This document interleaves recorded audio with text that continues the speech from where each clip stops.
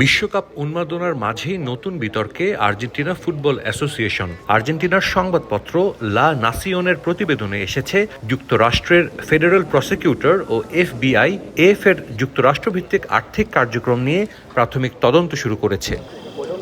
লা নাসিওনের প্রতিবেদনে দাবি করা হয়েছে এর আন্তর্জাতিক বাণিজ্যিক চুক্তি থেকে আসা অর্থ কিভাবে যুক্তরাষ্ট্রের 5টি আর্থিক প্রতিষ্ঠানের মাধ্যমে স্থানান্তর হয়েছে সেটাই খতিয়ে দেখা হচ্ছে।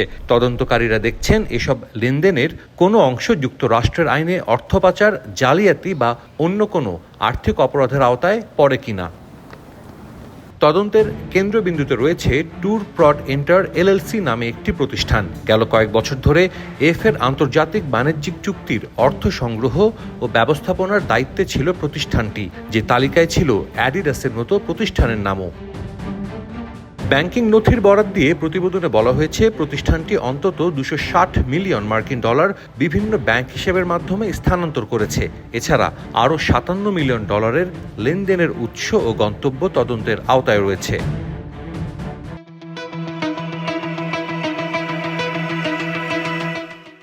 এই তদন্তের সূত্রপাত অবশ্য হঠাৎ করে নয়। 2024 সালের সেপ্টেম্বরে প্যাট্রিসিয়া বুলরিচের নেতৃত্বাধীন তৎকালীন আর্জেন্টিনার নিরাপত্তা মন্ত্রণালয় এর সন্দেহজনক আর্থিক লেনদেন নিয়ে যুক্তরাষ্ট্রের কর্তৃপক্ষকে একটি সতর্কবার্তা পাঠায়। এরপরই ধীরে ধীরে তদন্তের ভিত্তি তৈরি হতে শুরু করে। 2025 সালে তদন্তের প্রাথমিক কাঠামো তৈরি হলেও এবছরের শুরুতে ব্যাংকিং নথি এবং ব্যবসায়ী গিয়ের্মো তোফোনির অভিযোগের পর তদন্তের গতি বাড়ে।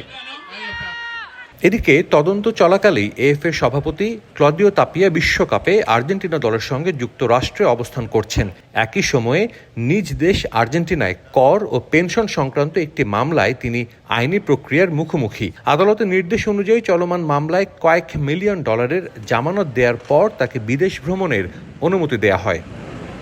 বিশ্বকাপে আর্জেন্টিনা শিরোপা ধরে রাখার লড়াই চালিয়ে গেলেও মাঠের বাইরের বিতর্ক যেন তাদের পিছু ছাড়ছে না। চলমান আসরে ফিফার কিছু সিদ্ধান্ত ও রেফারিং নিয়ে আলোচনা এবং আর্জেন্টিনাকে ঘিরে বিভিন্ন বিতর্ক ইতোমধ্যেই ফুটবল অঙ্গনে ব্যাপক আলোচনার জন্ম দিয়েছে। এর মধ্যে এর আর্থিক লেনদেন নিয়ে যুক্তরাষ্ট্রের এই তদন্ত নতুন মাত্রা যোগ করল। সাজিদ মুস্তাহিদ, সময় সংবাদ, যুক্তরাষ্ট্র।